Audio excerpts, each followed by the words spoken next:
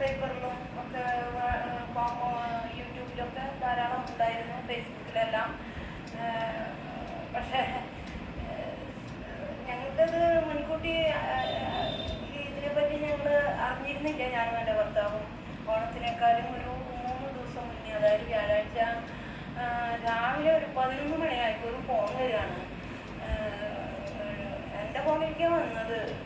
സാധാ ചേട്ടൻ ഫോൺ എടുക്കാറില്ല, പക്ഷെ അന്ന് ചേട്ടൻ എൻ്റെ ഫോൺ എടുത്തിട്ടുണ്ടായിരുന്നു. അതിൽ ഡൽഹി കസ്റ്റംസിൽ നിന്നാണ് നിങ്ങളുടെ ആധാർ കാർഡിൻ്റെ നമ്പറിൽ മലേഷ്യയിലേക്ക് 16 ATM കാർഡ്, 50 പാസ്പോർട്ട്, പിന്നെ MTP ഡ്രഗ്സിന് പകരം ഡ്രഗ്സിന് ഇംഗ്ലീഷിൽ പറയുന്നൊരു വാക്കാണ് അത്, 140 കിലോ. എന്നിട്ട് കുറച്ച് പേരൊക്കെ ചോദ്യം അത് പിടിച്ചു വെച്ചിട്ടുണ്ട്, കസ്റ്റംസിൽ അയച്ചത് പിടിച്ചു വെച്ചിട്ടുണ്ട്.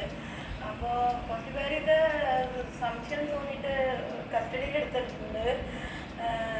നിങ്ങളുടെ കാര്യം നിങ്ങൾ വേഗം ഞാൻ നമ്പർ തരാം, വേഗം പോലീസിൽ, ഡൽഹി പോലീസിൽ വിവരം അറിയിക്കാൻ പറഞ്ഞിട്ടാണ് സംഭവം.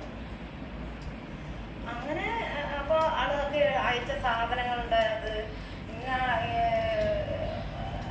ഇന്ന ആളുടെ സാധനങ്ങളാണ്, നിങ്ങളുടെ ആധാർ കാർഡിൽ രജിസ്റ്റർ ചെയ്തിട്ട് നിങ്ങളുടെ നമ്പറുണ്ട് ആധാർ കാർഡിൻ്റെ എന്ന് പറഞ്ഞിട്ട്. അപ്പോൾ ആൾ പറയുന്നുണ്ട് എൻ്റെ ഭാര്യയുടെ ഫോണാണ്.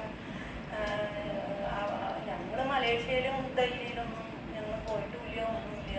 അപ്പോൾ നിങ്ങൾക്ക് എവിടെയാണ് ജോലി? അപ്പോൾ പറഞ്ഞ് ഞാൻ ഗൾഫിലായിരുന്നു, 6-7 കൊല്ലമായിട്ട് ഞാൻ നാട്ടിലാണ്. എൻ്റെ ഭാര്യയുടെയാണ് ഈ ഫോൺ. ഞാൻ എടുത്തത് ഭാര്യയ്ക്ക് ഇംഗ്ലീഷ് അങ്ങനെ ഹിന്ദി അങ്ങനെ സംസാരിക്കാനുള്ള കഴിവില്ല, അറിയില്ല. ഇംഗ്ലീഷ് ഹിന്ദി നന്നായിട്ട് മനസ്സിലാവുന്നല്ലാതൊന്നും സംസാരിക്കാൻ പറ്റില്ല, അറിയില്ല അത്രയ്ക്ക്. അങ്ങനെയൊക്കെ ഭർത്താവ് ഫോണിൽ കൂടെ പറയുന്നുണ്ട്. ആരൊക്കെയുണ്ട് വീട്ടിൽ? അപ്പോൾ ചേട്ടൻ പറഞ്ഞ് ഞാനും ഭാര്യ മാത്രമേ ഉള്ളൂ. ഭാര്യയുടെ പേരെന്താ? നാർഗീസ്. അപ്പം ചേട്ടൻ്റെ ഈ കസ്റ്റംസിൽ നിന്ന് അറിഞ്ഞ അറിയിപ്പ് അനുസരിച്ച് ഡൽഹി പോലീസിനെ ആ നമ്പറിൽ വിളിച്ചു. അപ്പോഴാണ് പോലീസ് എടുക്കണം, ഡൽഹി പോലീസ്. അപ്പോൾ ഡ്യൂപ്ലിക്കേറ്റാണ് ആളില്ല. പിന്നീടല്ല അറിയണത് നമ്മൾ ഈ 11 മണിക്ക് വന്നിട്ട് ഇതൊക്കെ എഴുതിയെടുത്തിട്ട് ചേട്ടൻ ഡൽഹി പോലീസിനെ വിളിച്ചിട്ട് വിവരങ്ങൾ പറഞ്ഞു. ഞങ്ങൾ മലേഷ്യയിൽ വന്നിട്ടില്ല, ഞങ്ങൾക്ക് ഇതൊന്നും അറിയില്ല, അതിനെപ്പറ്റിയൊന്നും അറിയില്ല. അപ്പോൾ എവിടെ ജോലി? ഗൾഫിൽ 7 കൊല്ലമായിട്ട് ഇവിടെ വന്നിട്ടുള്ളതാണ്. അപ്പോൾ നിങ്ങളുടെ വീട്, സ്ഥലം, ഓരോ കാര്യങ്ങളൊക്കെ ചോദിച്ചറിയാണ്. അപ്പോഴേക്കും അതിൻ്റെ ഇടകൂടെ ഇന്ന് പൈസ വല്ലതും എടുത്തിട്ടുണ്ടോ ബാങ്കിൽ നിന്ന്? ഞാൻ 10,000 രൂപ എടുത്തിട്ടുണ്ടെന്ന് ആൾ പറഞ്ഞു. SBI അക്കൗണ്ടിൽ നിന്ന്.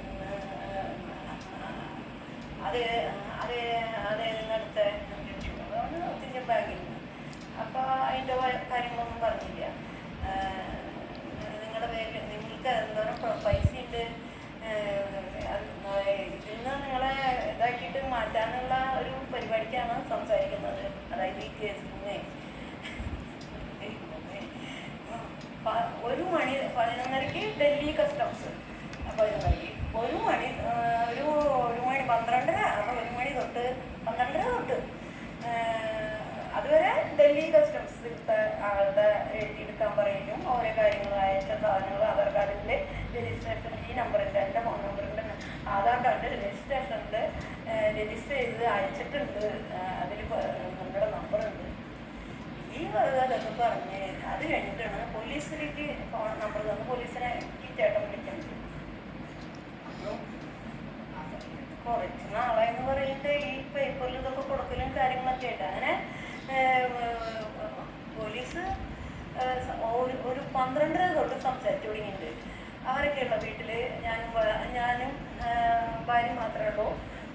ഭാര്യയും മാത്രമാണ് ഉള്ളത്, വേറെ ആരുമില്ലല്ലോ എന്ന് പറഞ്ഞു. അപ്പോൾ പറഞ്ഞു ഇനി ആരെയും വാതിലടച്ചോ, ആര് എവിടെ ഇരിക്കുന്നത് ഹോളിലാണെന്ന് പറഞ്ഞു. പുറത്തുനിന്ന് ആരും വരരുത്, TV ഓണാക്കരുത്, മൊബൈലിൽ ആർക്കും വിളിക്കരുത്. നിങ്ങളുടെ ഭാര്യയും ഈ ആള് വീഡിയോയിൽ സോക്കാമായിരുന്നു സംസാരിക്കും. വീഡിയോ ആണ്, വാട്സപ്പോണ്ട് വീഡിയോ. അവർക്കൊന്നും കുറച്ച് ഭാര്യ ഇവിടെ തന്നെ ഇരിക്കണില്ലേ, ഭാര്യ ഏറ്റു പോകാൻ പാടില്ല, ഇവിടെ തന്നെ ഉണ്ടാവണം, ആർക്കും വിളിക്കാൻ പാടില്ല, ഇങ്ങനെയൊക്കെ പറഞ്ഞു കഴിഞ്ഞിട്ട് നിങ്ങൾക്ക് എന്തോരം ഡെപ്പോസിറ്റ് ഉണ്ട്, ബാങ്കിൽ എത്ര കാശുണ്ട്, ബാങ്കിൽ ഞങ്ങൾക്ക് ചിലവിലുള്ള പൈസയുള്ളൂ, നിങ്ങളുടെ കയ്യിൽ പൊന്ന് എത്രയുണ്ട്? അപ്പോൾ അത് പറഞ്ഞാൽ ഒരു വെഡിങ് മോതിരവും കഴുത്തിൽ ഒരു ചെറിയ ചെയിനുള്ളൂ എന്ന് പറഞ്ഞു. എൻ്റെ ഫോണിൻ്റെ കാര്യം ചോദിച്ചില്ല. ബാങ്കിൽ എന്താ പറയുക, ബാങ്കിൽ എന്താ പറയുക പൈസയുണ്ട്. അപ്പോൾ പറഞ്ഞു ഞാൻ 10-30 കൊല്ലം കുറേ കാലം ഗൾഫിലായിരുന്നു. ഞാൻ ടാക്സ് കൊടുക്കേണ്ടതാണ്, 6 മാസം കൂടുമ്പോൾ ടാക്സ് കൊടുക്കേണ്ടതാണ്.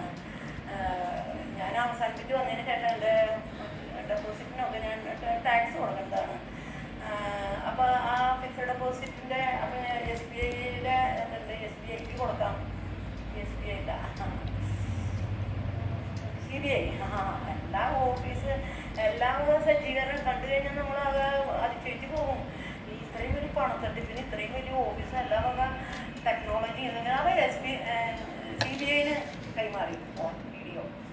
അപ്പോൾ CBI നിങ്ങളുടെ പണം അപ്പോൾ ചേട്ടൻ ഇത് വീണ്ടും ആവർത്തിച്ചു ടാക്സ് കൊടുക്കേണ്ടതാണ് നിങ്ങളുടെ ഫിക്സഡ്. അപ്പോൾ ആ റെസീറ്റൊക്കെ എവിടെയാണെന്ന് ചോദിച്ചു. അവനെ ഞാൻ കയ്യില്ല, അത് ബാങ്കിൽ തന്നെ അവരോട് പുതുക്കാനായിട്ട് എല്ലാ ഡെപ്പോസിറ്റ് റെസീറ്റൊക്കെ ഞാൻ ഗൾഫിൽ കുറേ കാലം ജോലി എടുത്തതാണ്. 10-30. അപ്പോൾ ഏത് കാലത്തിലാണ് പോയേ?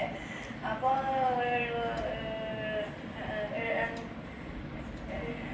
1978 1978 പോയതാണ്. 7 കൊല്ലമായിട്ടുള്ള അവസാനിപ്പിച്ച് വന്നിട്ട് ഇങ്ങനെയെല്ലാം പറഞ്ഞു കഴിഞ്ഞിട്ട് ഒരു ഭീഷണി പോലത്തെ സ്വരമാണ്. ഇതും വല്ലതും അറിയിക്കുകയോ ആരെങ്കിലും വിളിക്കുകയോ എന്തെങ്കിലുമൊക്കെ ചെയ്ത് കഴിഞ്ഞിട്ടുണ്ടെങ്കിൽ